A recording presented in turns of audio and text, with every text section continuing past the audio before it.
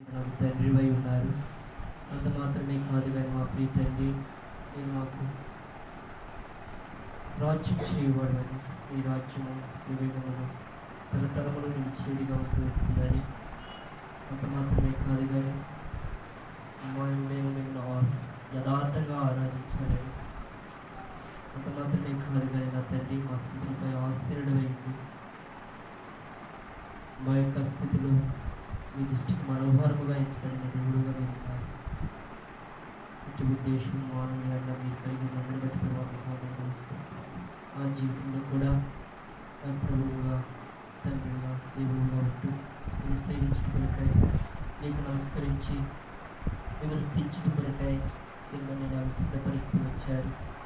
అది మాత్రమే కాదు కానీ నా స్థితిపై రాస్యములై ఉంటూ వచ్చారు. అది మాత్రమే కాదు కానీ తండ్రి, నా స్థితి మీ దృష్టిలో మనోహరంగా ఉండాలని మీరు ఇష్టపడుతున్నారు.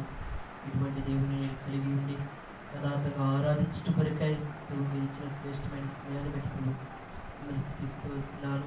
నిజంగా నా తల్లి, మా పితరులైన వారు అనేక మంది నా తల్లిని స్థితిస్తూ కలుస్తూ వచ్చారు. ఎవరు మిమ్మల్ని స్థితించాలని స్పష్టంగా తెలియజేస్తూ వచ్చారు.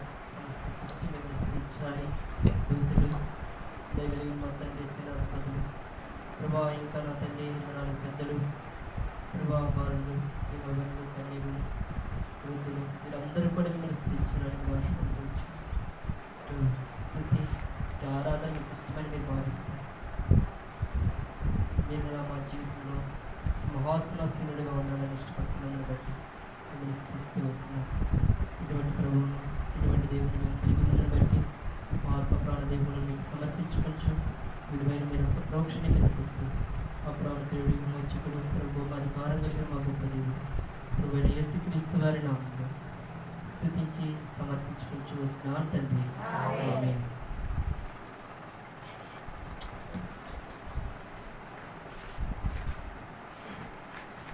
పాట సంఖ్య 67 మనందరం లేచి పాడుతున్నాము.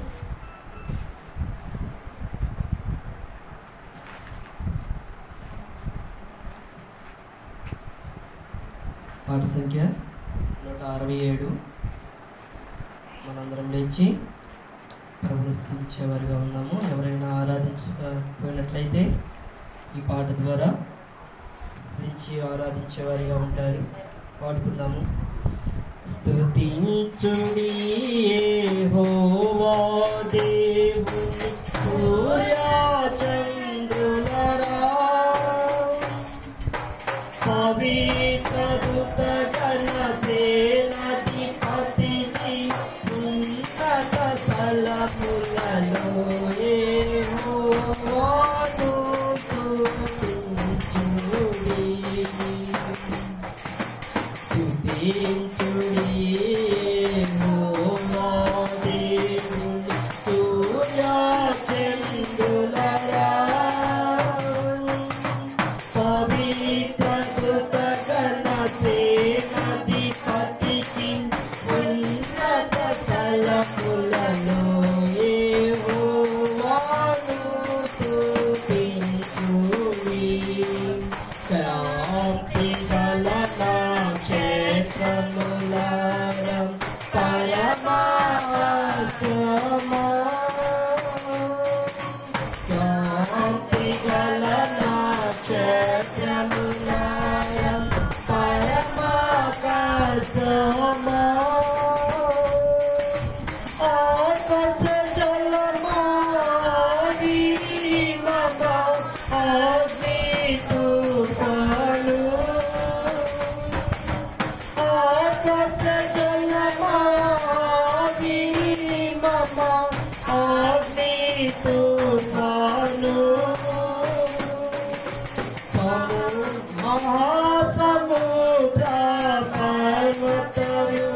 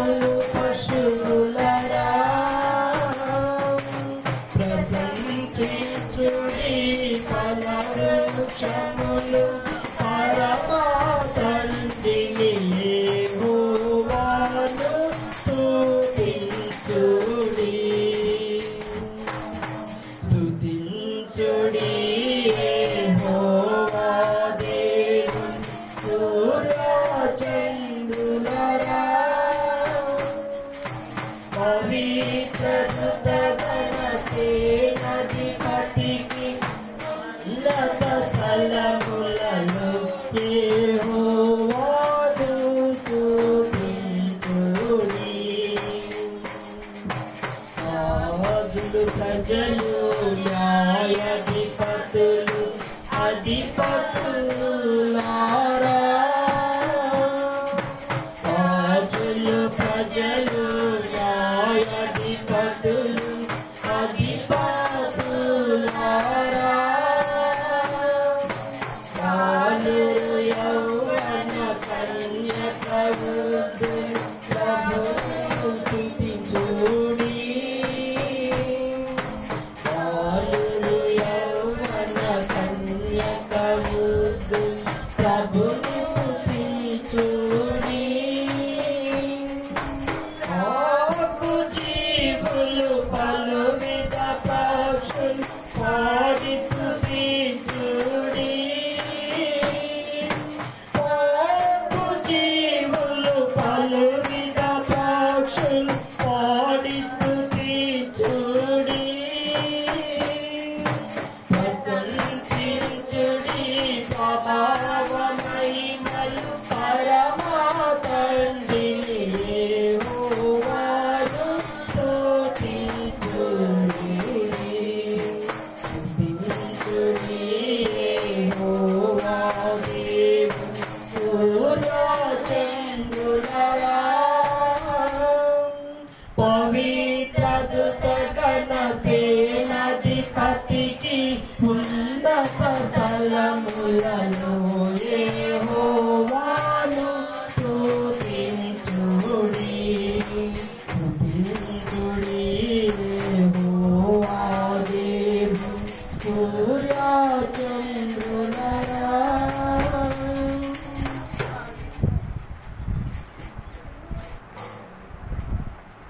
మనం ఆరాధిస్తూ వచ్చాము.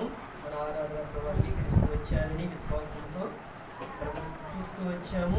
అందుని బట్టి ప్రభువును మహిమపరిచేవారిగా ఉన్నాము. అందుని బట్టి మనం కూడా స్తుతించేవారిగా ఉన్నాము. అయితే ప్రభు యొక్క పాత్రలో చేయబెట్టి కొరకై ఆయన యొక్క శరీరమును సాదృశ్యం ఉన్న ఆ పాత్రలో చేయబెట్టి కొరకై ఆయన యొక్క రక్తానికి సాదృశ్యం ఉన్న ఆ పాత్రలో చేయబెట్టి కొరకై ఈ మాటలు మనం చూసుకొని యోగ్యమైన రీతిలో ఆ యొక్క పాత్రలో చేయబెట్టుకు మనం సిద్ధపరచుకుందాం. అందు నిమిత్తమై పరిశుద్ధ గ్రంథం బైబిల్లో నుండి యెహోషువ గ్రంథము 2వ అధ్యాయము 2వ వచనం నుండి కొన్ని మాటలు మనందరం కూడా కలిపి చదువుకుందాము. 2వ అధ్యాయము 2వ వచనము 15వ వచనం వరకు మనందరము మార్చి చదువుకుందాం. యెహోషువ 2వ అధ్యాయము 2వ వచనం నుండి 15వ వచనం వరకు మనందరం కూడా మార్చి చదువుకుందాము. దేశం వేపు చుట్టూ ఇశ్రాయేలీయుల యొద్ద నుండి మనుషులు రాత్రి వేళ అక్కడికి వచ్చినని ఎరుకో రాజుకు వర్తమానం వచ్చెను.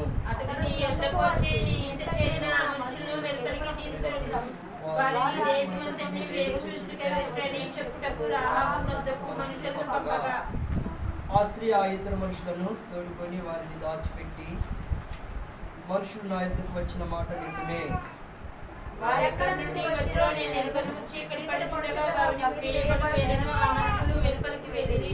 వారెక్కడికి పోయిరో నేను ఎరుగను. శీఘ్రముగా తరిగిద్దరా పట్టుకుందరు అని చెప్పి దాని మీదకి ఎక్కి ఆ ఇద్దరిని ఎక్కించి దాని మీద రాసివేసి ఉన్న జనప కట్టెలో వారిని దాచిపెట్టెను. ఆ మనుషులు యోర్దాను దాటునేయుల మార్గముగా వారిని తరిమిరి. తరుమపోయిన మనుషులు బయలు వెళ్ళిన తోడానే గవిని వేయబడెను. ఆ వేగుల వారు పడుకునక మునుపు ఆమె వారున్న ఆ వీధి మీదకి ఎక్కి వారితో ఇట్లనెను, యెహోవా ఈ దేశం మీకు ఇచ్చుచున్నాడనియు మీ వలన మాకు భయం పుట్టుననియు మీ భయం వలన ఈ దేశ నివాసులందరికీ ధైర్యం చెడుననియు నేను ఎరుగుదును. మీరు ఐగుప్తు దేశం నుండి వచ్చినప్పుడు మీ ఎదుట యెహోవా ఎర్ర సముద్రపు నీరును ఎలాగో ఆరిపోజేసినో యోర్దాను తీరమునున్న అమోరీయుల ఇద్దరు రాజులైన సీహోనుకును ఓగుకును మీరేమి చేసిరో అనగా మీరు వారిని ఎలాగో నిర్మూలన చేసిరో ఆ సంగతి మేము వింటిమి. మేము వినినప్పుడు మా గుండెలు కరిగిపోయెను. మీ దేవుడైన యెహోవా పైన ఆకాశం పరలోకమందును క్రింద భూమి యందును దేవుడే. మీ ఎదుట ఎట్టి మనుషులకైనను ధైర్యం మాత్రము ఉండదు. నేను మీకు ఉపకారము చేసి కనుక మీరు నా తండ్రి ఇంటికి ఉపకారము చేసి నాకు నిజమైన ఆనవాళ్ళను ఇచ్చి నా తండ్రియు నా తల్లియు నా అన్నదమ్ములు నా అక్క చెల్లెళ్ళు వారికి కలిగిన వారందరూ చావకుండా బ్రతుకునిచ్చి రక్షించున్నట్లుగా చేసి యెహోవా తోడని ప్రమాణం చేయడనెను. అందుకు ఆ మనుషులు ఆమెతో, నీవు మా సంగతి వెల్లడి చేయని ఎడల మీరు చావుకుంటున్నట్లు మీ ప్రాణములకు బదులుగా మా ప్రాణములు ఇచ్చెదము. యెహోవా ఈ దేశమును మాకు ఇచ్చినప్పుడు నిజముగా మేము నీకు ఉపకారము చేసేదమనిది. ఆమె ఇల్లు పట్టణ ప్రాకారం మీద ఆమె ప్రాకారం మీద నివసించుచున్నది కనుక తాడు వేసి కిటికీ ద్వారా వారిని దింపెను. ప్రార్థన చేసుకుందాం. సహాయం ప్రేమ కలిగిన మా తండ్రి, పరిశుద్ధమైన మా దేవ, మీ సన్నిధిలో మేము సేవించుట కొరకై మీరు ఇష్టపడుతున్నారు. మమ్మల్ని బట్టి ప్రభావ మీకు వందనములు. మా ఎదుట వచ్చిన పాత్రను బట్టి ప్రభావ మేము తీస్తూ వస్తున్నాము. ఇంటి పాత్రలో చేయవేటి కొరకై మమ్మల్ని మేము సరి చేసుకొని యోగ్యమైన రీతిలో మా ప్రభు మేము సేవించేవారిగా ఈ పాత్రలో చేయి వేసేవారిగా ఉండేటి కొరకై మమ్మల్ని సిద్ధపరచండి. ఇది అవసరమైన మీరు జ్ఞాపకం చేసుకున్నాము. మరొకసారి మీరు యొక్క ప్రోక్షణను పునరుద్ధాన శక్తిని ఆశ్రయిస్తూ ఈ పరిశుద్ధాత్మ సహవాసమును కోరుకుంటూ మనం మీ యొక్క ఆత్మతో నింపి మీ నామ మహిమార్థమై వాడుకుంటున్నాము. ఇసురు చట్టును మనం పంచుకుంటున్నాము. యేసువారి నామంలో స్తుతించి ప్రార్థించి అడిగి వేడుకుంటూ వస్తున్నాం తండ్రి. ఆమేన్.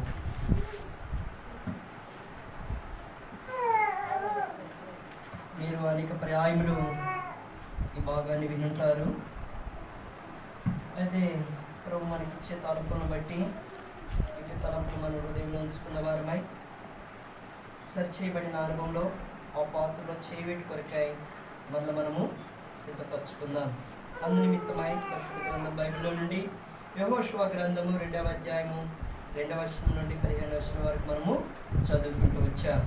అయితే ఇక్కడ మనకు చాలా స్పష్టంగా కనబడుచున్న సందర్భాలు ఏంటంటే, వేగులు వారు ఎరుకోను వేగి చుట్టుపక్కలకై ఎరుకోకు వచ్చిన వారిగా ఉంటూ వస్తున్నారు. ఎరుకో అనగా అర్థం ఏంటంటే సువాసన. ఎరుకో అనగా ఏంటంటే సువాసన. ఆ ప్రాంతం ఎటువంటిదిగా ఉన్నదంటే ఈత చెట్లతో అది నింపబడిన ప్రాంతముగా మనం బైబిల్లో చూడగలుగుతూ వస్తాం.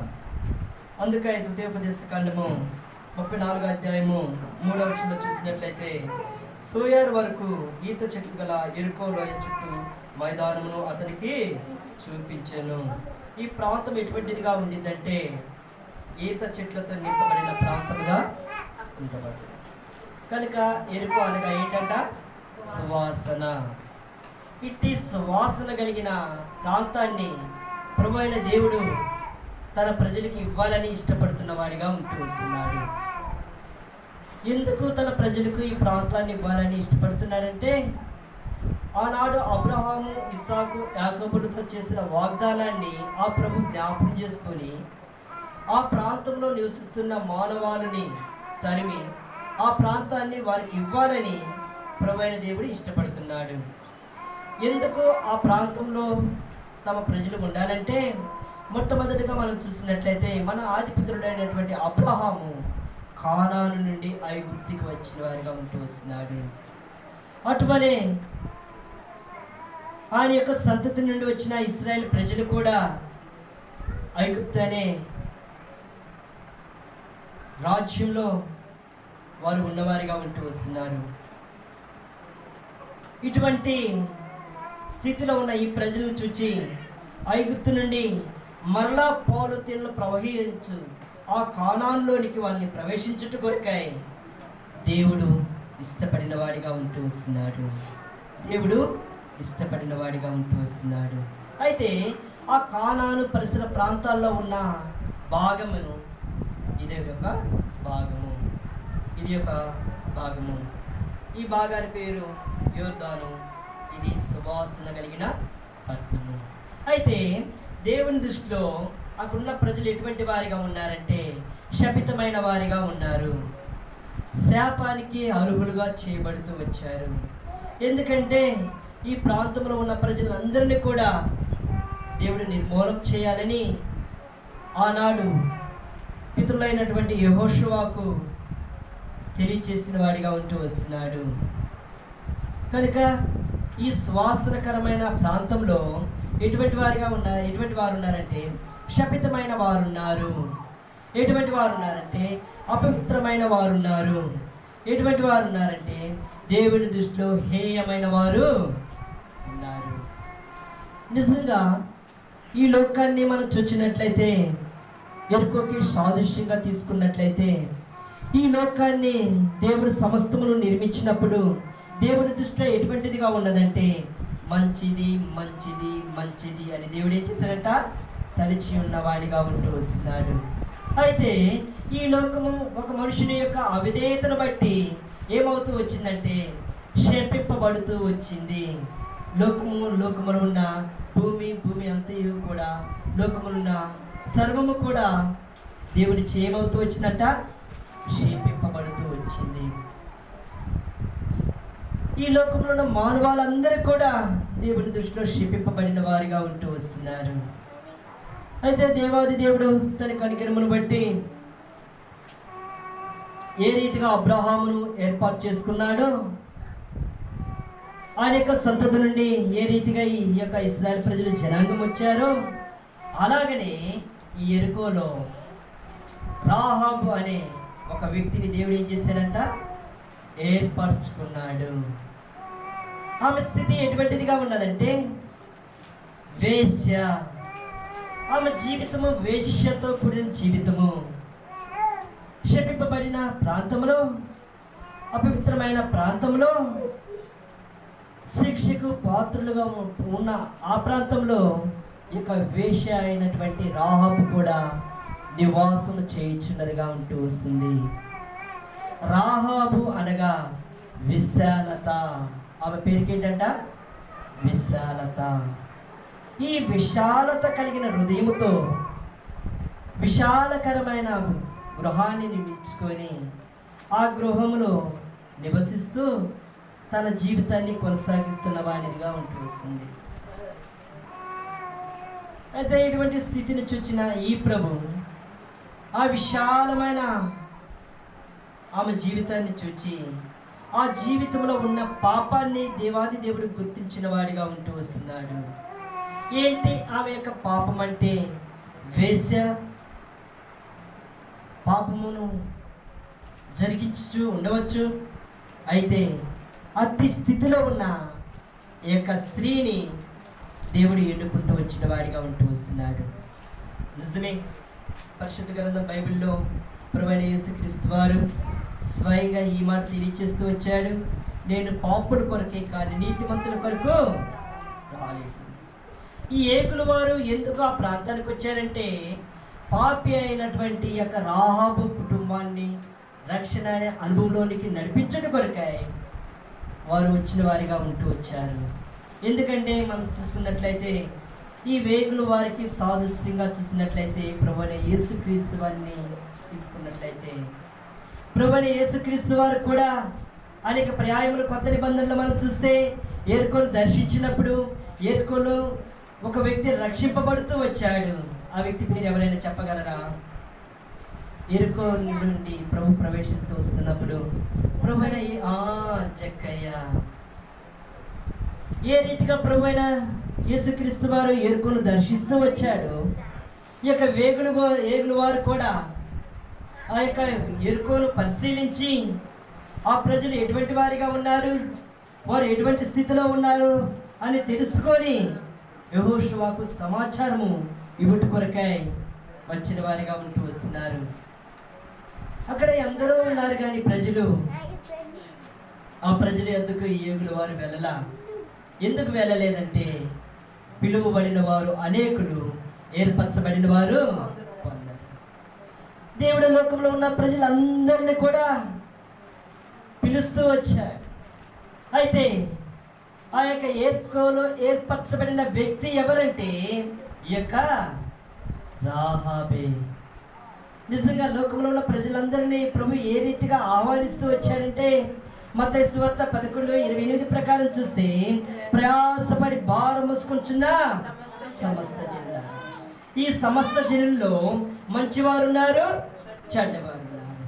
ఈ జనులందరి యొక్క భారమును తీసివేయట కొరకై దేవాది దేవుడు యెరికో అనే గ్రామాన్ని అనేక పర్యాయములు దర్శిస్తూ వచ్చాడు.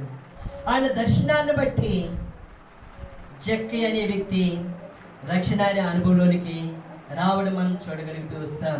అదేవిధంగా ఈ ప్రభువైన యేసుక్రీస్తు వారికి సాదృశ్యం ఉన్న ఈ ఏగుల వారు ఆ యెరికోను దర్శించినప్పుడు రాహాబు అనే వ్యక్తి రక్షణ అనే అనుభవంలోనికి రాగలుగుటకు అర్హురాలుగా చేయబడుతూ వచ్చింది. నిజంగా ఈమె జీవితంలో చూచినట్లయితే ఈమె వేశ్య. అందుకే సొలొమోనుకు తన తల్లి చక్కగా బోధిస్తూ వచ్చింది. ఆమె యొక్క మాటలు మనం చూసినట్లయితే సామెతల గ్రంథము 7వ అధ్యాయంలో ఏ రీతిగా తన కుమారుడికి ఆ యొక్క తల్లి బోధిస్తూ వచ్చిందో మనం చూస్తాం. 7వ అధ్యాయం 10వ వచనం చదవండి. సామెతల గ్రంథము. అంతటా వేషము వేసుకొనిన కపటము కలిగిన స్త్రీ ఎదుర్కొని వచ్చును. అది బొబ్బలు పెట్టినది, స్వేచ్ఛగా తిరుగునది. ఏంటంటే చాలమ్మా, స్వేచ్ఛగా తిరుగునది. రెండవదిగా దాని పాదములు దాని ఇంట నిలవవు.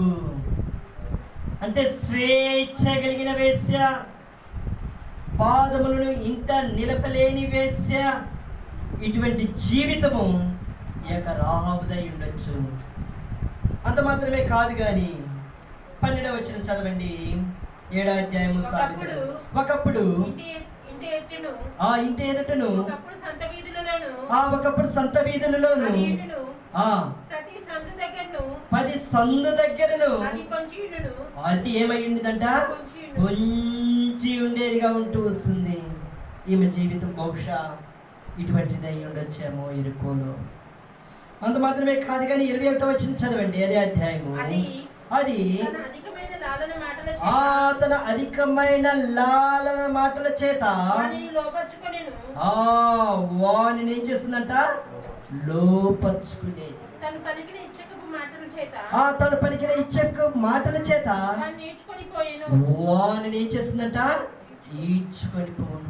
కనుక సొలొమోనుకు తన తల్లి ఈ యొక్క వేశ్య గురించి, వేశ్య యొక్క అనుభవాన్ని గురించి, ఆ స్త్రీ యొక్క నిజ జీవితాన్ని వెల్లడిపరుస్తూ వచ్చినదిగా ఉంటూ వస్తుంది. కనుక ఈమె జీవితం కూడా ఒకప్పుడు ఇటువంటిది అయి ఉండొచ్చేమో. అయితే పాపులను రక్షించుటకు వచ్చిన ఈ ప్రభు ఈ పాపి అయిన రాహాబును గుర్తించి దేవాది దేవుడు ప్రభు అయిన యేసుక్రీస్తు వారిని ఏ రీతిగా ఈ లోకానికి పంపించాడు, ఆ రీతిగా ఆమె వద్దకు వేగులు వారిని పంపించాడు. యెహోషువ తండ్రి అయిన దేవునికి సాదృశ్యంగా ఉన్నాడని మనం చెప్పుకోవచ్చు. కనుక యెహోషువ వారికి ఆజ్ఞాపిస్తూ వచ్చారు, మీరు వెళ్ళండి, ఎరుకొని వేగు చూచి దాని యొక్క సమాచారం నా యొద్దకు తీసుకొని రండి. అలాగనే ఈ ఏగులు వారు ఎక్కడికి వచ్చారంటే పాపి అయినటువంటి వేశ్య అయినటువంటి రాహాబు యొద్దకు. కనుక ఈమె స్థితిని చూస్తే సామెతలు 7వ అధ్యాయం 10వ వచనం 12వ వచనం ఎంత ఘోరమైనదిగా ఉంటూ వస్తుందో మనం చూసుకోవచ్చు. 21వ వచనంలో చూస్తే అది లాగికొని లాలన మాట్లాడు. బహుశా ఏమో జీవితం ఇటువంటి ఉండొచ్చు. అయితే ఇటువంటి స్త్రీని రక్షించుట కొరకాయ వేగుల వారిని ఆ ఇంటి యొద్దకు దేవాది దేవుడు పంపించిన వాడిగా ఉన్నాడు. ఎందుకు ఆమె ఇంటి యొద్దకే పంపాలి? అక్కడ ఎందరో ఉన్నారు కదా, చూసి రావచ్చు కదా.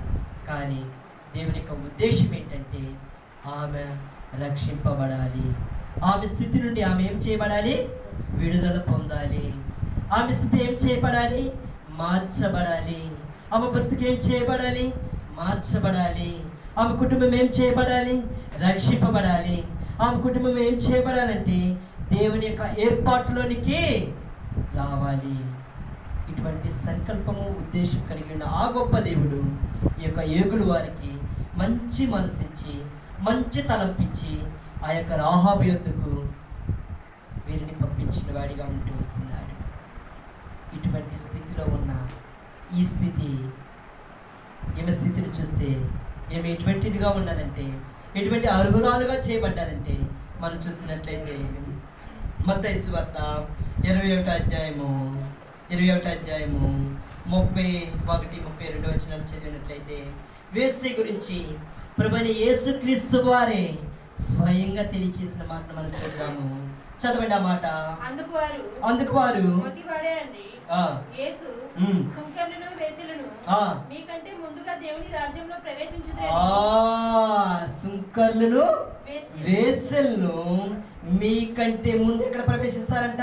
దేవుని రాజ్యంలో. ఎందుకు సుంకరులు వేశ్యలు దేవుని రాజ్యంలో ప్రవేశిస్తారంటే వారు ఆయన ఏముంచారంట? నమ్మిక ఉంచారు. చదవండి 32. యోహాను నీతి మార్గమున మీ యొద్దకు వచ్చెను, మీరు అతన్ని నమ్మలేదు. అయితే సుంకరులను వేశ్యలను అతన్ని నమ్మిరి. సుంకరులను వేశ్యలను అతన్ని ఏం చేశారంట? నమ్మిరి. మీరు అది చూచియు అతన్ని నమ్మునట్లు పశ్చాత్తాప పడకపోతే. ఓ వేశ్యలు సుంకరులు ఏం చేశారంటే యోహాను భక్తుని యొక్క మాటలు నమ్మారు అని చెప్పి ప్రతిదీ కూడా ఏం చేశారంట? నమ్ముతూ వచ్చారు. నమ్ముట నీ వల్లైతే నమ్మువానికి సమస్తమును సాధ్యమే. ఆమె నమ్మింది, ఆయన యందు విశ్వాసం ఉంచింది, ఆయన యందు భయభక్తులు కలిగి ఉన్నది. ఓ ఏగురు వారు ఆ ఇంటికి వచ్చినప్పుడు వారితో ఎటువంటి సంభాషణ కలిగి ఉందో తెలుసా? ఈ వేశ్య అయినటువంటి ఈ స్త్రీ ఎలా తెలుసుకుందో ఏమో, కానీ దేవుని యొక్క గొప్పతనాన్ని వారితో చాలా చక్కగా వివరిస్తూ వస్తుంది. ఆ యొక్క సంభాషణ మనం చూసినట్లయితే 9వ వచనం చదవండి. ఆమె వారున్న మిద్దె మీదకెక్కి వారితో ఇట్లా నేను ఏమంది వారితోటి? యెహోవా ఈ దేశమును మీకు ఇచ్చుచున్నాడనియు, మీ వల్ల మాకు భయము పుట్టుననియు, మీ భయము వలన ఈ దేశ నివాసులందరికీ ధైర్యము చెడుననియు నేను ఎరుగుదును. ఏమి ఎటువంటి అనుభవంలోకి వచ్చిందంటే ఎరిగిన అనుభవంలోనికి వచ్చింది. ఎటువంటి అనుభవంలోకి వచ్చిందంట? ఎరిగిన అనుభవంలోనికి వచ్చింది. ఎరుకలో ఉన్న ప్రజలు కూడా ఎవరు కూడా ఇటువంటి అనుభవంలోనికి రాలా. వారి గురించి బైబిల్లో ఎక్కడ వ్రాయబడరా. ఎందుకంటే ఆ దేవుని యొక్క గొప్పతనాన్ని ఎవరు చెప్పారో ఏమో, కానీ ఆ యొక్క గొప్పతనాన్ని ఎరిగిన వ్యక్తిగా ఈ వ్యక్తి చేయబడుతూ వచ్చింది. ఎరిగినది కనుకనే ఆయన అది ఏముంచిందంట? నమ్మిక ఇచ్చింది. ఆయన అది ఏముంచింది? నమ్మిక ఇచ్చింది. అంత మాత్రమే కాదు కానీ ఆమె ఎరగడమే కాదు కానీ ఆమె ఎటువంటి అనుభవంలోనికి వచ్చిందని మనం చూసినట్లయితే ఆయన్ను ఘనపరిచే అనుభవంలోనికి వచ్చింది. చదవండి 10వ వచనం. మీరు ఐగుప్తు దేశంలో నుండి వచ్చినప్పుడు మీ ఎదుట యెహోవా ఎర్ర సముద్రమును నీరును ఎలాగా ఆర్పివేసినో ఇద్దరు రాజులైన సిహోనుకును ఓగుకును మీరేమి చేసిద్రో అనగా మీరు వారిని ఎలాగా నిర్మూలన చేసిద్రో ఆ సంగతి మేము వింటిమి. ఈమె ఎరిగిన వ్యక్తిగా మనం చూస్తున్నాము. రెండోదిగా విన్న వ్యక్తిగా చూస్తున్నాము. మేము అన్నప్పుడు ఆ జన్మలో ఏమి కూడా ఉంటూ వచ్చింది. నేను ఎరిగితిని అన్నప్పుడు ఆమె గ్రహించిన అనుభవంలోనికి వచ్చింది. ఆ దేవుడు ఎటువంటి వాడు, ఆయన ఎటువంటి కార్యములు చేయగలిగిన వాడు, తన ప్రజల ఎడల ఎటువంటి వాంఛ కలిగిన వాడు ఈమె ఎరుగుతూ వచ్చింది. ఆ దేవుడు ఇశ్రాయేలు ప్రజలను ఎటువంటి అనుభవంలో నడిపించాడో, ఎటువంటి వారిగా రాజులను జయిస్తూ వచ్చారో, అటువంటి శక్తి సామర్థ్యం ఆ ప్రభు వారికి ఇస్తూ వచ్చాడు. అది ఏమేం చేసిందంటే వింటూ వచ్చింది. ఓ ఎరిగిన అనుభవంలో ఉంది. రెండవదిగా వినిన అనుభవంలో ఉంది.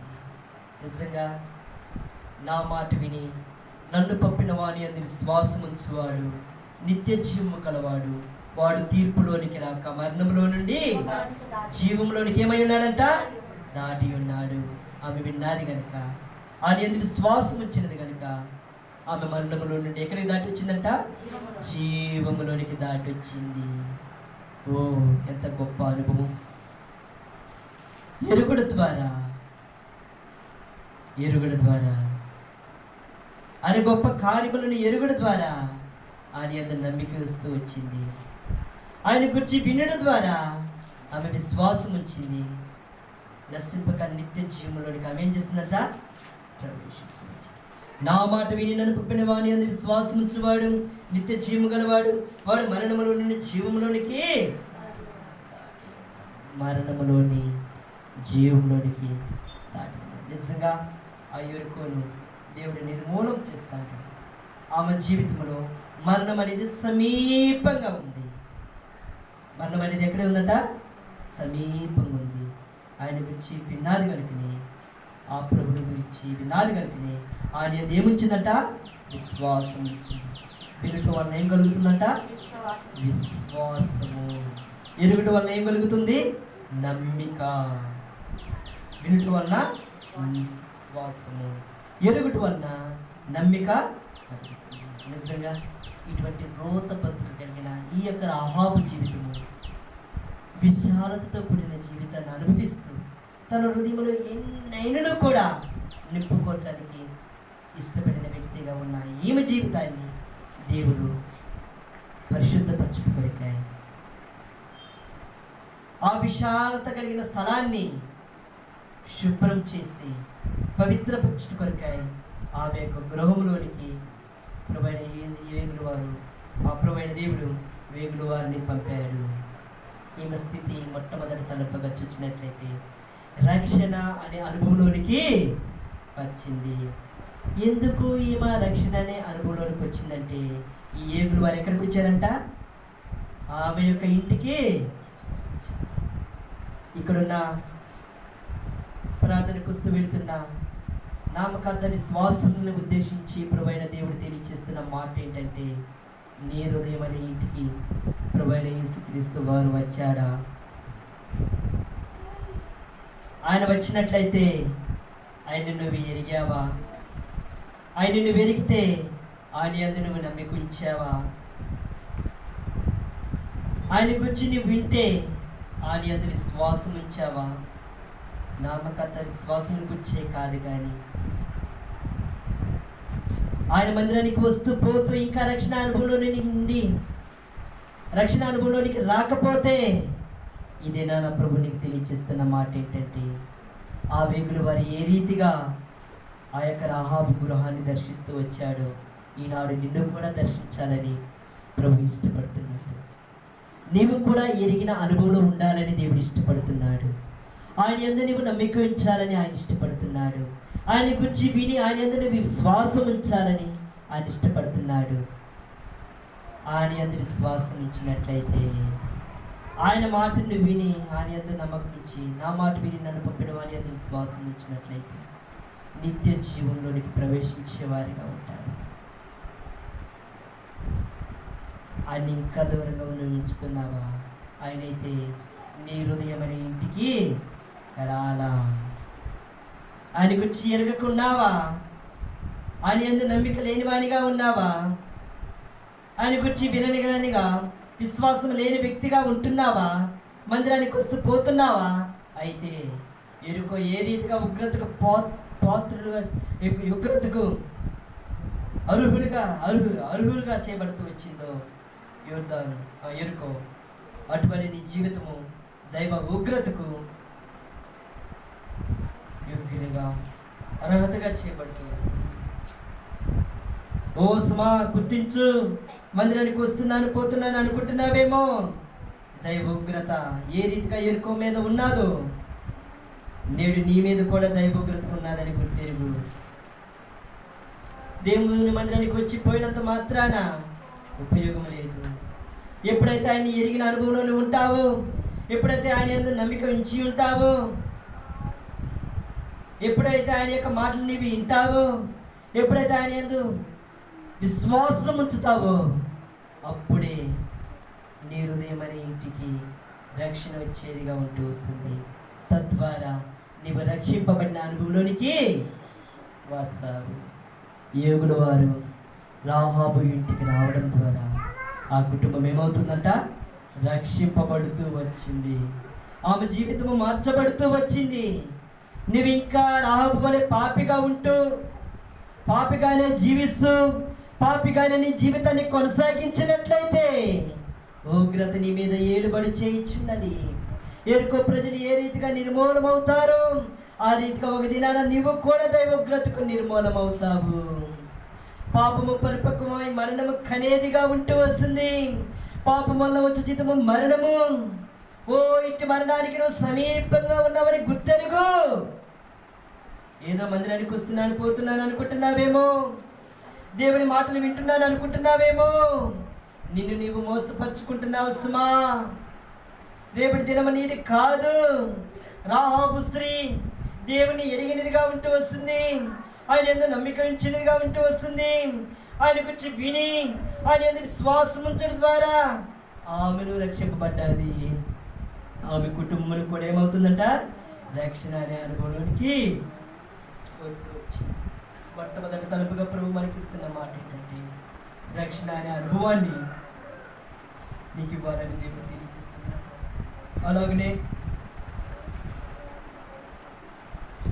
రక్షింపబడిన విశ్వాసం గురించి ప్రభు అయిన దేవుడు తెలియజేస్తున్న వారు విషయం ఏంటంటే, ఎరుకోవాలి నీ హృదయము శ్వాసనగా ఉన్నారా అంటే దేవుడు ఇష్టపడుతున్నాడు. ఆ యొక్క ఎరుక అనే హృదయంలో ప్రవేశించాలని సంతోషిస్తున్నాడు. అయితే ఎరుకలో ఉన్నవన్నీ కూడా దినదినం కూడా నీ నుండి దూరపరుస్తున్నాడు. ఎందుకంటే ఆ ప్రభు నిత్యము నిర్ణయమని ఎరుకోలో శ్వాసన కలిగిన ప్రాంతంలో నివసించాలని ఇష్టపడుతున్నాడు. ఆయనకి ఆయాస్కరమైనవి, ఆయనకి దుఃఖకరమైనవి ఏవైనా సరే నీ హృదయం అనే ఎరుకోలో ఉంటే అవి తొలగించుకో. అట్టి వాటిని ఒప్పుకో, అట్టి వాటిని విడిచిపెట్టు. ఎందుకంటే అతిక్రమములు దాచువాడు వర్ధిల్లడు, వాటిని ఒప్పుకొని విడిచిపెట్టువాడు ఏ పొందుతాడంట, కనికరం. విశ్వాసులుగా మనం గుర్తించాల్సిన విషయం ఏంటంటే, దేవుని యందు మన బలహీనతలన్నిటికీ కూడా మనం ఒప్పుకున్న అనుభవంలో ప్రభు వైపు చూసినట్లయితే ఎరుకు సువాసనకరమైన ఆ సువాసనకరమైన స్థితిని నీ హృదయం అనే ప్రాంతంలో నీ జీవితం కూడా సువాసనగా ఉండాలని దేవుడు ఇష్టపడుతున్నాడు.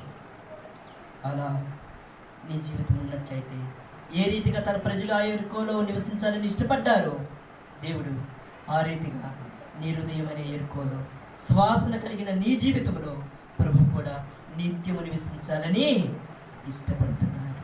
కనుక ఏవైనా సరే ప్రభుకు ఆయాస్కరమైనవి ఉంటే, ఏ రీతిగా ఆ వేగులో యెహోషువ వారిని నిర్మూలం చేస్తూ వచ్చాడు, నువ్వు కూడా ప్రభు అయిన దేవుని ఎదుటికి వచ్చినప్పుడు ఆ దేవుడు నీలో ఉన్న ప్రతి ఒక్కటి కూడా ఏం చేస్తాడంట, నిర్మూలం చేస్తాడు. ఎందుకంటే నేను చెప్తూ వచ్చాను, యెహోషువ దేవునికి సాదృశ్యం ఉన్నాడు కనుక యెహోషువ ఆ ఎరుకలో ఉన్న ప్రజలందరినీ కూడా ఏం చేశాడంట, నిర్మూలం చేస్తూ వచ్చాడు. అలాగే దేవుని ఎదుట ఒప్పుకొని విడిచిపెట్టినట్లయితే దేవుడు కూడా నీలో ఉన్న బలహీనతలన్నింటినీ కూడా తొలగించి నీ జీవితాన్ని సువాసనకరంగా ఉంచుతాడు. ఇటువంటి అనుభవంలో విశ్వాసులు ఉండాలని ఇష్టపడుతున్నాడు. అటువంటి అనుభవంలోని రాగులు పెట్టుకొనికాయి మన బలహీనతలన్నీ కూడా దినదినమే కాదు, కానీ ప్రభు యొక్క పాత్రలో చేయవేటి కొరకే మనం సిద్ధపడ్డాము కనుక, ఆయన యొక్క ఆలయానికి వచ్చాము కనుక, ఈ సమయంలో ఏవైనా సరే ఈ యొక్క సువాసనను అపవిత్రమైన వాసనగా మారుస్తుంటే అట్టి వాటిని విడిచిపెట్టినట్లయితే నీ జీవితం ఎటువంటిదిగా ఉంటుందంటే సువాసనకరమైనదిగా. ఎరుకోని దేవుడు శపించాడంటే ఎరుకోలో ఉన్న ప్రజలను బట్టి దేవుడు ఏం చేశాడంట, శపించాడు. నీ హృదయం అనే ఎరుకోలో ఏదైనా అపవిత్రత ఉన్నదంటే నీ హృదయాన్ని దేవుడు ఏం చేస్తున్నాడు, శపిస్తాడు. అపవిత్రమైనది లేకపోతే దేవుడు నీ హృదయాన్ని ఏం చేస్తాడంట, పవిత్రపరుస్తాడు, ఆశీర్వదిస్తాడు. ఇటువంటి అనుభవంలో ఉండాలని దేవుడు ఇష్టపడుతున్నాడు. మొట్టమొదటి తలుపులో మనం చూస్తూ వచ్చాము రాహాబు జీవితాన్ని చూస్తూ. ఆమె ఎటువంటిదిగా ఉన్నదో ఆమె జీవితాన్ని ప్రభు దర్శిస్తూ వచ్చాడు. దేవుని వారి ద్వారా ఆమె రక్షణ అనే అనుభవంలోకి వచ్చింది. నిజదేవుడైనటువంటి ప్రభుని ఎరిగింది, నిజదేవుడైనటువంటి ప్రభువు యందు నమ్మిక ఉంచింది. నిజ దేవుడైనటువంటి ప్రభుని గురించి విన్నది, నిజ దేవుడైనటువంటి ప్రభుని గురించి విశ్వాసం ఉంచింది. ఆయన విశ్వాసం ఉంచింది కనుక ఆమె రక్షణ అనే అనుభవంలోకి వచ్చింది. అటు దేవుణ్ణి సేవించుట కొరకాయ అర్హునిగా చేయబడుతూ వచ్చింది. ఈ జీవితంలో నుండి చాలా చక్కటి తలుపులు ఎన్నో ఉన్నాయన్నమాట. ఈమె గురించి తీసుకుంటే ఈమె ఎటువంటి అనుభవంలోకి వచ్చిందో తెలుసా? ఈమె ఎటువంటి అనుభవంలోకి వచ్చిందంటే, సామెతల గ్రంథంలో లాస్ట్ అధ్యాయం 31వ అధ్యాయం చూడండి. ఈమె కొనియాడే స్త్రీగా లాస్ట్ వచ్చిన చదవండి.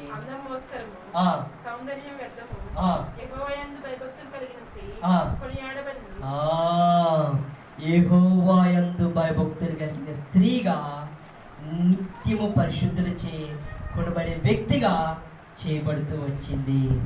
నిజంగా ప్రభు అయిన యేసుక్రీస్తు వారు ఎవరి సంతతి నుండి వచ్చారో మీరు చెప్పగలరా? చెప్పండి. రాహాబు యొక్క కుమారుడు ఎవరు? రాహాబు యొక్క కుమారుడి పేరు చెప్పండి.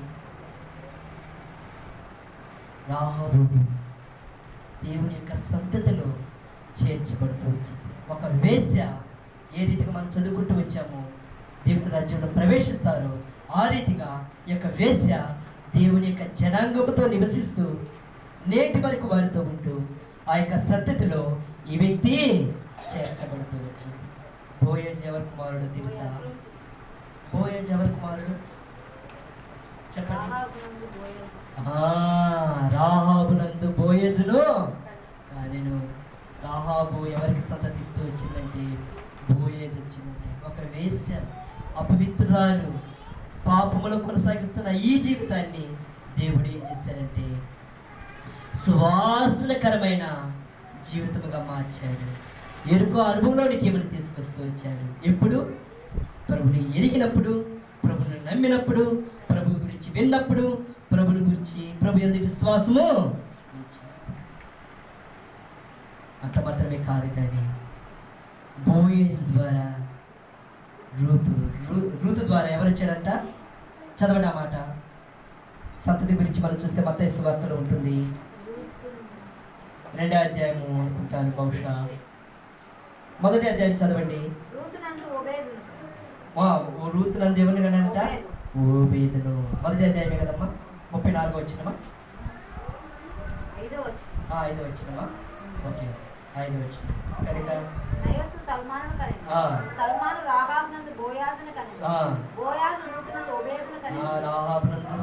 రాహాబునందు ఎవరిని కన్నాడంట? బోయజును కనెను. బోయజునందు ఓబేదు కనెను. ఇలా ప్రభువైన యేసుక్రీస్తు వారి యొక్క వంశావళిని మనం చూసినట్లయితే ఈ యొక్క రాహాబు ప్రభువైన యేసుక్రీస్తు వారు జన్మించే వంశవళిలో ఏమేమిందట? చేర్చబడుతూ వచ్చినదిగా ఉంటూ వస్తుంది. ఏమవుతూ వచ్చింది? నీవు కూడా చేర్చబడ్డావా దేవుని యొక్క ప్రజల్లో? చేర్చబడ్డావా దేవుని యొక్క జనాంగంలో? చేర్చబడ్డావా దేవుని యొక్క కుటుంబంలో? చేర్చబడ్డావా దేవుని యొక్క రాజ్యంలోనికి ప్రవేశించడం అర్హురాలుగా? ఇంకా నువ్వు ప్రభు మందిరానికి వస్తూ పోతున్నాము కర్త క్రైస్తవురాలుగా విశ్వాసిగా నువ్వు జీవిస్తే నువ్వు ఎక్కడున్నావంటే ఈ యొక్క అర్హత కలిగిన, ఈ యొక్క అధికారంతో కలిగిన ఈ రాజ్యంలో ప్రవేశించుటకు నువ్వు ఎక్కడున్నావంటే ఇంకా దూరంగా ఉన్నావు. ఈ సంతతిలో, ఈ వారసత్వంలో నువ్వు ఇంకనూ చేర్చబడలా. రా ప్రభు యొద్దకు, విశ్వాసం ఉంచు, నమ్ము, ఎరుగు, విను. ఆయన గురించి తెలుసుకొని ఆయన యొద్దకు వస్తే, ప్రభువా నేను కూడా రాహాబు వలె పాపిని, నా పాపాన్ని గుర్తించావు, నాకు తెలియచేస్తూ వచ్చావు. ఇదిగో ప్రభువా ఈనాడు నీ యొద్దకు వస్తున్నాను. పాపం అంటే ఏదో కాదు సుమా, ఆజ్ఞను అతిక్రమించుటే పాపము. దేవుడు ఏదైతే చెప్పాడో అది చేయకపోవడమే పాపము. ఏదైనా దేవుడు ఆజ్ఞాపిస్తే దాన్ని చేయకుండా నీవు దూరంగా ఉంటే అది పాపము. నువ్వు అనుకోవచ్చు నా జీవితంలో ఏ పాపము లేదు అని. అందుకే పరిశుద్ధ గ్రంథం బైబిల్ సెలవిస్తున్నది, ఏ భేదము లేదు, అందరూ పాపం చేసి దేవుడు అనుగ్రహించి మహిమను లోకంలో ఉన్న మానవులందరూ కూడా ఎవరంటే పాపులే. అందుకే కీర్తనకారుడు 51:5 అంటాడు, నేను పాపములో పుట్టినవాడిని, పాపములోనే నా తల్లి నన్ను గర్భమో. ఓ ఇటువంటి అనుభవంలో నేడు మానవుడు ఉన్నాడు కనుక నీతిమంతుడని, పాపము లేని వాడని ఎవరినో చెప్పజాలరు. ఎవరైతే రక్షణ అనుభవంలోకి వచ్చారో వారందరూ కూడా పాప స్థితి నుండి విడిపింపబడిన వాడే. నీవు కూడా ఇటు పాపం నుండి విడిపింపబడి యేసుక్రీస్తు వారి యొక్క వంశావళిలో, ఆయన యొక్క సంతతిలో, ఆయన యొక్క వారసత్వంలో, ఆయన యొక్క రాజ్యంలో ప్రవేశించాలని నువ్వు ఇష్టపడినట్లయితే నీ పాపములన్నీ కూడా నువ్వేం చేయాలంట? ఒప్పుకోవాలి. అలాగనే విశ్వాసం గురించి ప్రభు తెలియజేస్తున్న మాట ఏంటంటే, ఆయన యొక్క పాత్రలో చేయి పెట్టుకొరకై నీవు నేను సిద్ధపడుతున్నాం కనుక ఆయన ఎదుకు మనం ఎటువంటి వారిగా రావాలంటే విశ్వాసముతో రావాలి, ఎరిగిన అనుభవంలో రావాలి, ఆయన గురించి వినిన అనుభవంలో రావాలి. అంత మాత్రమే కాదు కానీ ఆయన నమ్మిన అనుభవంలోనికి రావాలి. అటువంటి అనుభవంలో ఆ యొక్క పాత్రలో చేయి, అప్పుడే నీ జీవితము ఫలింపులోకి వస్తుంది. అప్పుడే నీ జీవితము సువాసనకరమైనదిగా ఉంటూ వస్తుంది. అప్పుడే నీ జీవితము దేవునికి ఇష్టమైనదిగా ఉంటూ వస్తుంది. అప్పుడే నీ జీవితము దినదినము ప్రభువును సంతోషపరిచేదిగా ఉంటూ వస్తుంది. రెండో తలంపుగా మనం చూసినట్లయితే ఆమె ఎటువంటి అనుభవంలోకి వచ్చిందో మనం చూస్తే సామెతల గ్రంథము కీర్తన 26:1 చదవండి. రెండో తలంపుగా, మొట్టమొదటి తలంపుగా చూస్తే ఆమె కుటుంబాన్ని రక్షించుకుంది. ఆమె రక్షణ అనుభవంలోకి రావడానికి కారణం ఏంటంటే ఆయన గురించి చదవండి. యెహోవా నేను యథార్థవంతుడై ప్రవర్తించుచున్నాను, నాకు తీర్పు తీర్చుము, ఏమీ సందేహపడకుండా యెహోవా యందు నేను నమ్మిక ఉంచాను. చాలు, యెహోవా యందు నేను నమ్మిక ఉంచాను. వినుట వల్ల ఆమె ఏమించిందంట? విశ్వాసం. ఎరుగుట వల్ల ఆమె ఏమించిందంట? ఈ ఇక్కడ మనం చూసినట్లయితే ఏమని ఉందంట? లాస్ట్ మాట చదవండి, ఆ మాట మరొకసారి. యెహోవా యందు నేను అనే మాటను చూసినట్లయితే వ్యక్తిగతాన్ని చూపిస్తుంది కనుక ఆమె కూడా నేను యెహోవా యందు నమ్మిక ఉంచాను, సందేహం అనేది నా జీవితంలో లేదు. ఒకవేళ రక్షింపబడిన అవిశ్వాసిగా ఉంటున్న వారిని ఉద్దేశిస్తున్న మాట ఏంటంటే, దేవుడు తెలియజేస్తున్న మాట ఏంటంటే, నువ్వు సందేహిస్తున్నావేమో, అందరి బట్టి నీవు దేవుడి మీద ఏముంచట్లేదు, నమ్మిక. ఏంది నీ సందేహం అంటే? ఆయన నిజమైన దేవుడేనా? వారు అట్లా ఉన్నారే, వీరు ఇట్లా ఉన్నారే అని మనుషులు చూసి దేవుని సందేహిస్తుంటే నీ జీవితంలో ఏమాత్రం నమ్మిక ఉండదు. అందుకే భక్తుడు అంటాడు, నేను యెహోవా యందు నమ్మిక ఉంచాను. కనుక ఈ యొక్క స్త్రీ ఎటువంటి అనుభవంలో ఉందంటే, యెహోవా అయినటువంటి దేవుని యందు ఆమె ఉంచిందట, నమ్మిక ఉంచింది. ఈ నమ్మకాన్ని గురించి 2 మాటలు మనం చూద్దాము. అదే రీతిగా కీర్తన 37:3 చదవండి త్వరగా. యెహోవా యందు నమ్మిక ఉంచి మేలు చేయుము, దేశమందు నివసించి సత్యమును అనుసరించుము. చాలు, యెహోవా యందు నమ్మిక ఉంచి మేలు చేయుము. ఆమె యెహోవా యందు నమ్మిక ఉంచి ఏగులు వారికి ఏం చేసిందంట? మేలు చేసింది. ఏంటి ఈ మేలంటే? ఆ యొక్క యెరికో యొక్క ప్రజల నుండి, ఆ రాజు యొక్క అధికారం నుండి ఏగులు వారిని ఏం చేసిందంట? తప్పించింది. జనపు ఆమె ఎంత మేలంటే దేవుని యందు నమ్మిక ఇచ్చింది కనుకనే ఆ యొక్క వేగుడు వారికి ఏం చేసిందంటే మేలు చేస్తూ వచ్చింది. నీవు కూడా దేవుని నమ్మావా? పరలోకమందున్న ప్రభువైన యేసుక్రీస్తు వారి ఎదుట నువ్వు మేలు చేసే దానిగా ఉన్నావా? ఆయన క్రియలు కార్యములను నీవు కలిగి ఉన్నావా? దేవుని ప్రజలకు నువ్వు మేలు చేసే వ్యక్తిగా నీవు ఉన్నావా? ప్రభు బలలో వేస్తున్న విశ్వాసి నువ్వు ఒక్కసారి నీవు నేను పరీక్షించుకున్నట్లయితే మనం ఎటువంటి అనుభవంలో ఉండాలంటే యెహోవా యందు నమ్మిక ఇచ్చి మనము దేవుని బిడ్డలకు, దేవుని ప్రజలకు మేలు చేసేవారిగా ఉండాలి. నీవు మేలు చేస్తే నీ కుటుంబం ఏమవుతుందంట? ఆశీర్వదింపబడుతుంది, రక్షింపబడుతుంది, దేవుని ద్వారా వర్ధిల్లేదిగా. అందుకంటాడు సామెతలు 3:33లో, నీతిమంతుల నివాసము ఆశీర్వదించును. ఇప్పుడు ఆయన నమ్మిక ఇచ్చి సందేహంపక మేలు చేసినప్పుడే. ఎవరికి? దేవుని బిడ్డలకు, దేవుని యొక్క మందిరంలో ఉన్న ప్రజలకు, దేవుని యొక్క ప్రజలకు మేలు చేసేవారిగా ఉండాలి. అంత మాత్రమే కాదు, మరొక మాటను మనం చూద్దాము. కీర్తనలు 56:4 చదవండి త్వరగా. కీర్తన దేవుని బట్టి క్షమించండి, 56:4. దేవుని బట్టి ఆ. నేను ఆయన వాక్యమును కీర్తించదును. ఆ. దేవుని యందు నమ్మిక ఉంచున్నాను. ఆ. నేను భయపడను. దేవుని యందు నమ్మిక ఉంచింది కనుకనే ఆమెలో ఏమి లేదంట? భయం లేదు. భయం లేదు. ఎందుకు భయం లేదంటే, నిశ్చయముగా ఒకవేళ ఈ వేగుల వారిని రాజుగా అప్పగించినప్పటికీ నేను చనిపోతాను. ఒకవేళ ఈ వేగుల వారిని ఈ రాజుగా అప్పగింపపోయినా కూడా నేనేమవుతాను? చనిపోతాను. ఎందుకంటే వేగుల వారిని రాజుకు అప్పగించినట్లయితే దేవుడు ఏం చేస్తాడంట? నిర్మూలన చేసినప్పుడు ఆ జనములు ఏమి కూడా ఉంటుంది. ఒకవేళ రాజుకు భయపడి దేవునికి భయపడి ఈ రాజుకు అబద్ధం చెప్తే ఈ రాజు చంపినా కూడా నేనేం చేస్తాను? చనిపోతాను అని తెలుసు. కానీ ఎందుకు భయపడను అని అంటుందంటే, ఆ యెహోవా దేవుని యందు నమ్మిక ఉంచింది కనుక ఆ యెహోవా దేవుడు నన్ను కాపాడతాడు. ఎవరి నుండి?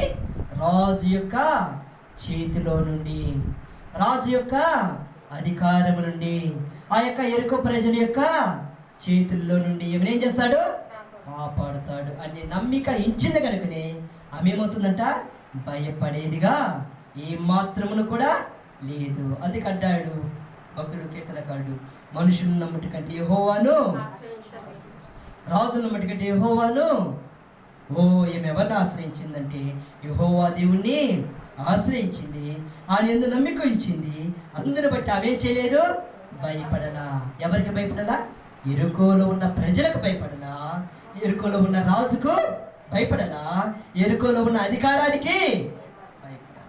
నేను విశ్వాసులుగా నేను గుర్తించాల్సిన విషయం ఏంటంటే, నీవు దేవుని యందు నమ్మిక ఉంచి ధైర్యం కలిగి ఆయన సేవించే వారిగా ఉండాలి. అందుకే అంటాడు కీర్తనకారుడు, భయభక్తులు కలిగి యెహోవాను సేవించుడి, గడగడ వణుకుచు సంతోషించుడి, కుమారుని ముద్దు పెట్టుకొనుడి, లేని ఎడల ఆయన కోపించును. కీర్తన గ్రంథం 2:11 ఈ మాట ఉంటుంది. లేకపోతే ఆయన ఏం చేస్తాడంట? కనుక ఆయన యందు భయభక్తులు కలిగి ఉండాలి. కానీ లోకంలో ఉన్న అధికారములు కావచ్చు, అధికారులకు కావచ్చు, ప్రజలకు కావచ్చు, ఏమాత్రం నేడు విశ్వాసులు భయపడిన అవసరము లేదు. ఎందుకంటే నిశ్చయముగా యెహోవా దేవుడు మనల్ని ఏం చేస్తాడంట? కాపాడుతాడు. మరొక మాట చదువుదాము. అదేవిధంగా మరొక మాట చదువుదాము. సామెతల గ్రంథము 28:25 యెహోవా యందు భయభక్తులు కలిగిన వారు ఎటువంటి వారిగా ఉంటారో తెలియజేస్తారు. సామెతలు 28:25 చదవండి. యెహోవా యందు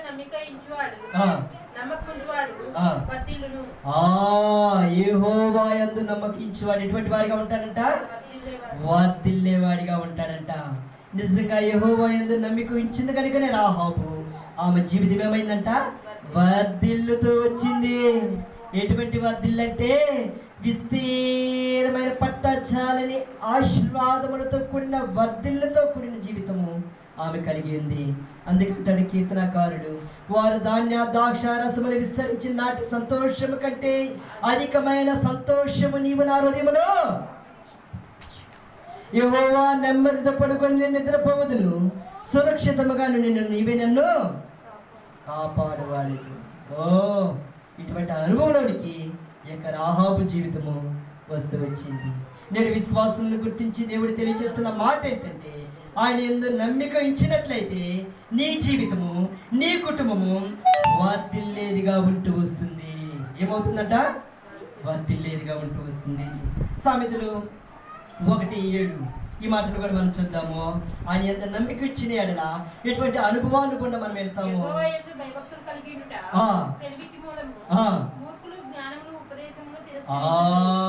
యెహోవా యందు భయభక్తులు కలిగి ఉండుట తెలివికి మూలము. నేను విశ్వాసుల్లో దేవుని యందు భయభక్తులు ఉండకపోవడం ద్వారా దైవికమైన తెలివిని ఏం చేస్తుందంటే వారు కోల్పోతున్నారు. ఇది మంచా, ఇది చెడా, ఇది వ్యర్థమా, ఇది నష్టమా, ఇది లేమా, ఇది ఆశీర్వాదమా అని గుర్తించలేని, గ్రహింపు లేని, తెలివి లేని వారిగా ఉంటున్నారు. కారణం ఏంటంటే దేవుని ఏమి లేదంట, భయభక్తులు లేవు. కనుక ఈ రెండో తలుపులో మనం చూసినట్లయితే ఆయన నమ్మిక ఉంచితే, ఆయన ఎందుకు మేలు చేస్తే మన కుటుంబాలు వర్ధిల్లేవిగా ఉంటాయి. ఆయన ఎందుకు భయభక్తులు కలిగి ఉంటే పరసంబంధమైన తెలివి దేవుడు మనకు అనుగ్రహించే వారిగా ఉంటాడు. అందుకంటాడు బుద్ధి జ్ఞాన సర్వ సంపదలు సామెతల్లో తన తల్లి సామెతల్లో సొలొమోను చక్కటి మాట్లాడాడు. తెలివికై ఏం చేయాలంటే మనము వెదకాలి. ఎట్లాంటి అనుభవంలో ఎదకాలంటే వెండిని వెతికినట్లు మనము. కనుక ఇటువంటి అనుభవంలో ఉండాలని నేను ఇష్టపడుతున్నాను. కనుక మొట్టమొదటి తలుపుగా చూసినట్లయితే నిజ దేవుడైనటువంటి ప్రభువైన దేవుని ఎరిగింది, ఆయన ఎందుకు నమ్మించింది, ఆయన గురించి విందాయి, ఆయన ఎందుకు విశ్వాసం వచ్చింది. విశ్వాసం వచ్చింది కనుకనే రక్షణ అనే అనుభవంలోకి వచ్చింది. ఆమె జీవితం సువాసనగా చేయబడుతూ వచ్చింది, ఆశీర్వాదములకు కారుకురాలుగా చేయబడుతూ వచ్చింది. రెండవదిగా చూసినట్లయితే దేవుని యందు నమ్మిక ఉంచడం ద్వారా దేవుడి బిడ్డలకు ఆమె ఏం చేస్తూ వచ్చిందంటే మేలు చేస్తూ వచ్చింది. దేవుని యందు నమ్మిక ఉంచడం ద్వారా ఆమె జీవితంలో భయం లేదు. దేవుని యందు నమ్మిక ఉంచడం ద్వారా ఆమె జీవితం ఏమవుతుందంట, వర్ధిల్లుతూ వచ్చింది. ఈ రెండో తలంపులోనే ఈ మాట కూడా విమిడి చూచినట్లయితే యెహోవా యందు భయభక్తులు కలిగి ఉండడం ద్వారా ఆమె తెలివి కలిగిన వ్యక్తిగా చేయబడుతూ వచ్చింది. తెలివి కలిగిన వ్యక్తిగా చేయబడుతూ వచ్చింది. మూడో తలంపుగా ఈ మాటలు మనం చూద్దాము. సామెతల గ్రంథం 14వ అధ్యాయం 2వ వచనం. సామెతల గ్రంథం 14వ అధ్యాయం 2వ వచనం. యథార్థంగా ప్రవర్తించువాడు, యథార్థంగా ప్రవర్తించువారు యెహోవా యందు భయభక్తులు కలవాడు, కుటిల చిత్తుడు, యెహోవా యందు భయభక్తులు కలవాడు. ఇక్కడ మనం ఏం చూస్తామంటే యథార్థతను చూస్తాము, రెండవది భయభక్తులు చూద్దాము. చదవండి ఆ మాట మరొకసారి. యథార్థంగా ప్రవర్తించువాడు, యెహోవా యందు భయభక్తులు కలవాడు. చాలు. యథార్థంగా ప్రవర్తించేవాడు యెహోవా యందు భయభక్తులు కలిగి ఉంటాడు. కనుక యథార్థంగా ఏం చేస్తూ వచ్చిందంటే యథార్థంగా దేవుడి ఎదుట ప్రవర్తించుటకు అర్హురాలుగా చేయబడుతుంది. ఆ జీవితంలో యథార్థత ఉంది. ఏంటి యథార్థత అంటే ఆ వేగులు వారు వచ్చినప్పుడు ఆ రాజు వచ్చినప్పుడు వేగులు వారితో చేసిన ప్రమాణాన్ని ఆమె మాత్రము బయట పెట్టలా. ఆమె ఏం చేసిందంటే యథార్థంగా వీరికి భయపడలేదు, కానీ ఆ వాగ్దానం చేసిన వేగులు వారికి ఆ ప్రభువైన దేవునికి భయపడుతూ యథార్థంగా ప్రవర్తిస్తూ వచ్చింది. కనుక ఆమె జీవితం ఎటువంటి అనుభవంలో ఉందంటే దేవుని యందు భయభక్తులు కలిగిన అనుభవం ఉంది. అందుకే అంటాడు దేవుని యందు భయభక్తులు కలిగిన స్త్రీ ఏమవుతుందట, కొనియాడబడుతుంది. కనుక దేవుని యందు యథార్థంగా ఉండడం ద్వారా దేవుని యందు భయభక్తులు కలిగి దేవుని చే కొనియాడబడిన స్త్రీగా దేవుడి స్త్రీని ఏర్పరచుకున్నవాడిగా ఉంటూ వస్తున్నాడు. అంత మాత్రమే కాదు కానీ సామెతల గ్రంథము 26వ వచనం కూడా చదవండి. సామెతలు 26వ వచనం 14వ అధ్యాయం 26వ వచనం. క్షమించండి, 14వ అధ్యాయం. యెహోవా యందు భయభక్తులు కలిగి ఉండుట ఏం పుట్టించునంట, ధైర్యము. యెహోవాను నమ్మిను, ఆమెలో ఏం లేదంట, భయము లేదు. ఇక్కడేమో యెహోవా యందు భయభక్తులు కలుగుడు ద్వారా ఏమో కలిగిందంట, ధైర్యము కలిగి ఉంది. ఏంటి ఈ ధైర్యం అంటే నిశ్చయముగా నా ప్రభు నన్ను కాపాడుతాడు, నేను నమ్మిన ప్రభు, నేను ఎరిగిన ప్రభు, నేను విశ్వాసం ఇచ్చిన ప్రభు, నేను విన్నా ప్రభు నిశ్చయముగా నన్ను కాపాడుతాడన్న ధైర్యము ఆ జీవితంలో కలిగి ఉంది. కనుక విశ్వాసులుగా మూడో తలుపు ప్రభు ఏం తెలియజేస్తున్నాడంటే ఇటువంటి అనుభవంలో ఉంటే ధైర్యంగా నీ జీవిత యాత్రను కొనసాగించే వ్యక్తిగా నువ్వు ఉండాలి. ఎప్పుడు ఉంటావంటే యెహోవా యందు భయభక్తులు కలిగి ఉన్నప్పుడే ఇట్టి ధైర్యమును నీవు కలిగి ఉంటావు. అంతేకాని భయభక్తులు లేకపోతే ఏమాత్రం కూడా ఉండదు. మరొక మాట చూద్దాం. మలకి గ్రంథం 3వ అధ్యాయం 16వ వచనం. మలకి 3:16 చాలా చక్కటి మాట. ఈ మాట కూడా యెహోవా భక్తుల గురించి, దేవుని యందు భయభక్తులు కలిగిన వారి గురించి. మలాకి 3వ అధ్యాయం 16వ వచనం. అప్పుడు ఆ. యెహోవా యందు భయభక్తులు గలవారు ఆ. ఒకరితో ఒకరు మాట్లాడుకొనుచుండగా యెహోవా యందు భయభక్తులు కలిగిన వారు ఒకరితో ఒకరు మాట్లాడుకొనుచుండగా యెహోవా చెవియొగ్గి ఆలకించెను. యెహోవా చెవియొగ్గి ఆలకించును. నిజంగా చాలమ్మా, ఈమె యొక్క సంభాషణ ఎటువంటిదిగా ఉన్నదంటే భయభక్తులతో కూడిన సంభాషణ. ఎవరితో ఈమె సంభాషణ కలిపి ఉందంటే యోగుల వారితో సంభాషిస్తూ వచ్చింది. మాట్లాడుతూ వచ్చిందా లేదా? చెప్పండి, మీరు చెప్పండి. మాట్లాడుతూ వచ్చిందా వేగుల వారితోటి? ఆ దేవుని కనపరుస్తూ వచ్చిందా? ఆ దేవుని గురించి వారితో వివరిస్తూ వచ్చిందా? అది ఇదని ఎటువంటి అనుభవంలో ఉందంటే ఆయన యందు భయభక్తులు కలిగిన అనుభవంలో ఏగుల వారు ఎటువంటి వారంటే భయభక్తులు కలిగిన వారు ఒకరిని ఒకరు మాట్లాడుకొనిచుండగా ఆ సంభాషణ దేవుడు ఏం చేశాడంట? ఏంటి సంభాషణ అంటే ఏమడిగింది? నా కుటుంబాన్ని, నా రక్త సంబంధికులను, నా తల్లిదండ్రులను అందరిని మీరు కాపాడని అన్నప్పుడు వారు ఏం చేశారంటే మేము కాపాడుతాము అని ఏం చేశాడు? వాగ్దానం చేశాడు. ఈ వాగ్దానాన్ని దేవుడు విన్నాడా లేదా? విన్నాడు కనుకనే ఆమె జీవితంలో ఆ వాగ్దానమును ప్రభువు నెరవేరుస్తూ వచ్చాడు. వెళ్ళినప్పుడు యెహోషువతో ఈ వేగుల వారు చెప్పినప్పుడు ఆ యొక్క ఎరుకకు రాగల్ని యెహోషువ ఏమన్నాడంటే ఆ యొక్క ఇంటిని, రాహాబు ఇంటిని తప్ప అన్నిటిని కూడా ఏం చేయండి? నిర్మూలన చేయండి. చూడండి ఎంత గొప్ప కార్యం. కనుక మన సంభాషణ దేవుని యందు భయభక్తులు కలిగిన అనుభవంలో మనం కలిగి ఉంటే మన సంభాషణ ఎవరితో మాట్లాడినప్పటికీ దేవుడు ఏం చేస్తాడంటే వింటాడు, విని కార్యం చేస్తాడు. అందుకే నీతిమంతుల ప్రార్థనల వైపు ఆయన చెవులు. కనుక మనము ఆయన భయభక్తులు కలిగి ఉన్నప్పుడే మన జీవితము ఫలభరితముగా ఉంటూ వస్తుంది. హెబ్రీయులకు రాసిన పత్రిక ఈ భాగంలో మరొక మాట చూద్దాం. హెబ్రీయులకు రాసిన పత్రిక 11వ అధ్యాయము 7వ వచనం చదవండి. హెబ్రీ 11:7. విశ్వాసమును బట్టి నోవాహు ఆది వరకు చూడని సంగతులను గూర్చి దేవుని చేత హెచ్చరింపబడి భయభక్తులు గలవాడై తన ఇంటి వారి రక్షణ కొరకు దేవుని యందు భయభక్తులు కలిగిన వాడై నోవాహు ఏ రీతిగా తన కుటుంబాన్ని కాపాడుకుంటూ వచ్చాడు, రక్షించుకుంటూ వచ్చాడు.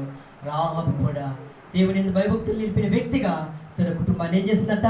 రక్షించుకుంటూ వచ్చింది, కాపాడుకుంటూ వచ్చింది. కనుక నీ నా జీవితంలో దేవుని యందు భయభక్తులు కలిగి ఉండడం ద్వారా నీవు కాపాడబడతావు, నీ కుటుంబము కాపాడబడుతుంది. నువ్వు ఆయన యందు భయభక్తులు నిలిపే వ్యక్తిగా నోవాహు వలె, రాహాబు వలె ఇటువంటి అనుభవం ఉన్నట్లయితే దేవుడు నిత్యం నిన్ను కాపాడేవాడిగా ఉంటాడు. లాస్ట్గా ఈ వచనం చూసుకుందాము. సామెతలు 31:30. ఇందాక మనం చదువుకున్నాము, ఇప్పుడు కూడా చదివితే బాగుంటుందని మాట చదివిస్తున్నాను. 31. అందము మోసకరము, సౌందర్యం వ్యర్థము, యెహోవా యందు భయభక్తులు కలిగిన స్త్రీ కొనియాడబడును. యెహోవా యందు భయభక్తులు కలిగిన స్త్రీ ఏమవుతుందంట? కొనియాడబడును. కనుక ఈమె జీవితంలో చూస్తున్నట్లయితే 4 అంతుల అనుభవాన్ని మనం కలిగి ఉన్నాము. ఆమె ఏదైతే చేసిందో దాని దేవునికి ఇష్టమై ఉన్నదన్నమాట. ఏంటి ఈ 4 అంతుల అనుభవం అంటే? 3వ పంక్తిలో చూస్తే యెహోవా యందు భయభక్తులు కలిగి ఉండడం ద్వారా ఆమె ఎటువంటి అనుభవం ఉందంటే ధైర్యంగా ఉంది. యెహోవా యందు భయభక్తులు కలిగి ఉండడం ద్వారా ఆమె యొక్క జీవితం ఎటువంటిదిగా ఉన్నదంటే వర్ధిల్లుతూ వచ్చింది. యెహోవా యందు భయభక్తులు కలిగి ఉండడం ద్వారా ఆ యొక్క సంభాషణ దేవునికి ఇష్టమై ఉంది. యెహోవా యందు భయభక్తులు కలిగి ఉండడం ద్వారా నోవాహు వలె రాహాబు యొక్క కుటుంబాన్ని రక్షణ అనే అనుభవంలోనికి తీసుకొచ్చుకుంది. తను కూడా దేవునిచే కాపాడబడుతూ వచ్చింది, తను కూడా దేవునిచే రక్షింపబడుతూ వచ్చింది. 6వదిగా చూసినట్లయితే యెహోవా యందు భయభక్తులు కలిగి ఉండడం ద్వారా ఆమె నిత్యం ఏమో చేయబడుతుందంట? కొనియాడబడుతుంది. ఆమె జీవితం ఇటువంటి అనుభవంలో ఉందంటే లాస్ట్గా సువాసనకరమైన జీవితం. నిజంగా ఏదైనా వాసన వస్తే మంచి వాసన ఎవరికైనా ఇష్టముంటే ఆ యొక్క వాసనను ఆస్వాదించడానికి అంత ఇష్టపడతారన్నమాట, పీల్చడానికి, చూడటానికి. చాలామంది కరేపాకును చూస్తే ఎంతో స్మెల్ వస్తుందన్న, దాన్ని చూస్తే ఇంకా చూడాలనిపించింది. కనుక పెట్టి వాటి ఉన్నాయి. అటువంటి సువాసనకరమైన జీవితం రాహాబు. రక్షింపబడిన విశ్వాసి నీ జీవితం ఉందా? ఇటువంటి అనుభవంలో నీవున్నావా ఇటువంటి అనుభవంలో? నీవున్నావా ఇటువంటి కొనియాడబడే వ్యక్తిగా, నీ కుటుంబాన్ని రక్షించుకునే వ్యక్తిగా, ధైర్యం కలిగిన వ్యక్తిగా, దేవునిచే దీవింపబడిన వ్యక్తిగా ఉన్నావా? దేవుని గురించి సంభాషించే వ్యక్తిగా ఉన్నావా? అవిశ్వాసం గురించి ప్రభు తెలియచేయట్లా, మందిరానికి వచ్చే పోయేవారి గురించి మూడో తలుపు తెలియచేయట్లా, రక్షింపబడిందని చెప్పుకొనుచు దేవుని యొక్క పాత్రలో చేసి ప్రతి ఒక్క వ్యక్తి పరీక్షించుకోవాల్సిన విషయం ఏంటంటే, నువ్వు ఎటువంటి అనుభవంలో ఉన్నావో ఒకసారి గుర్తించుకొని దేవుని ద్వారా ఒప్పింపబడిన దానిగా, ఆయన యొక్క పాత్రలో చేసే దానిగా వాణిగా ఉంటే దేవుడు నిన్ను ఆశీర్దిస్తాడు. దైవాశీర్వాదములకు కారుపడిగా చేస్తాడు. సువాసనకరమైన జీవితం నీ జీవితం. అటువంటి అనుభవంలో దేవుడు నిన్ను నడిపిస్తాడు. ఆ రీతిగా ప్రభు మనకు సహాయం చేయను గాక. ప్రార్థన చేసుకున్నాము. మనం 3 తలుపులు చూస్తూ వచ్చాము. రాహాబులో 3 తలుపులు మన హృదయంలో ఏవైతే దేవుడు మనతో మాట్లాడుతూ వచ్చాడో అట్టి మాటలు మన హృదయంలో భద్రపరుచుకున్నాము. మొట్టమొదటిగా తలుపుగా మనం చూస్తూ వచ్చాము. ఆమె యొక్క పాప స్వభావాన్ని చూపిస్తూ వచ్చింది. సామెతలు 7వ అధ్యాయం 10వ వచనం, 12వ వచనం, 20వ వచనం.